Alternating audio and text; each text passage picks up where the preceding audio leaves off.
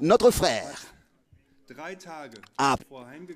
3 jours avant son retour à la maison, il a dit à sa femme, notre sœur Vera, il lui a donné 3 versets bibliques. Il a appelé dans sa chambre, il a dit, écris ces 3 versets. Et que ces 3 versets soient lus à l'église pendant le premier week-end du mois.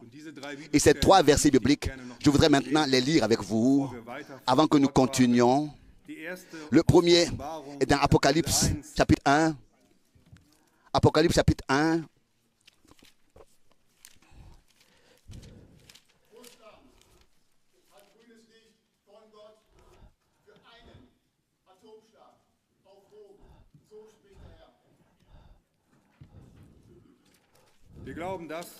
Nous croyons ce que Dieu nous a dit dans sa parole et nous ne laissons pas distraire par cela.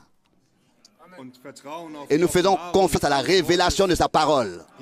Ici, dans Apocalypse, le premier chapitre, il est dit ici,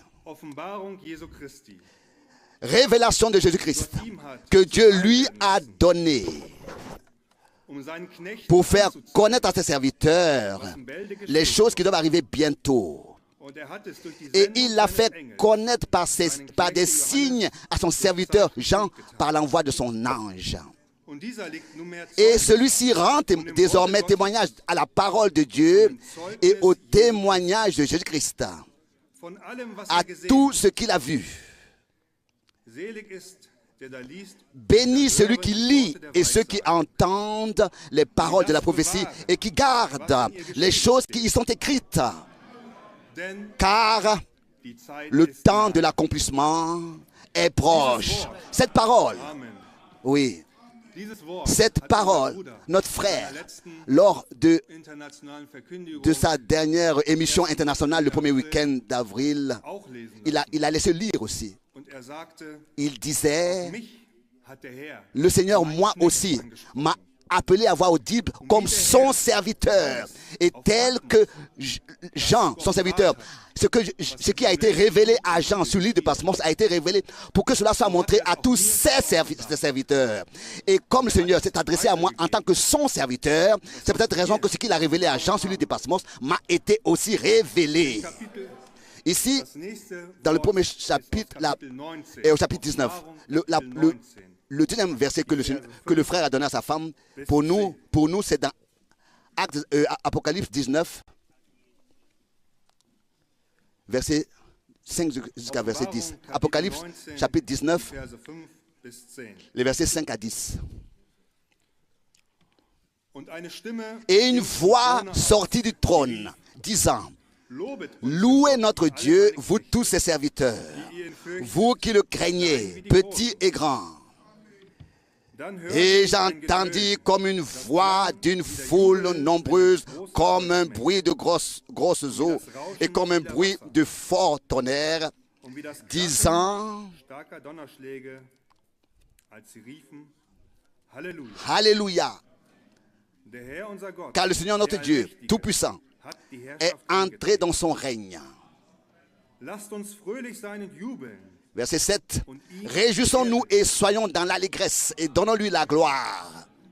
Car les noces de l'agneau sont venues et son épouse s'est préparée, s'est revêtue.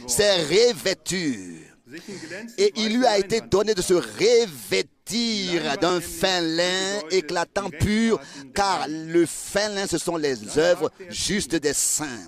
Verset 9, alors il me dit, écris, bénis sont ceux qui sont invités au festin de noces de l'agneau. Il me dit encore, ce sont là les véritables paroles de Dieu. Je me suis donc prosterné, le verset 10, à ses pieds pour l'adorer. Mais il m'a dit, garde-toi de le faire. Je ne suis qu'un co-serviteur de toi et de tes frères qui ont le témoignage de Jésus. Adore Dieu.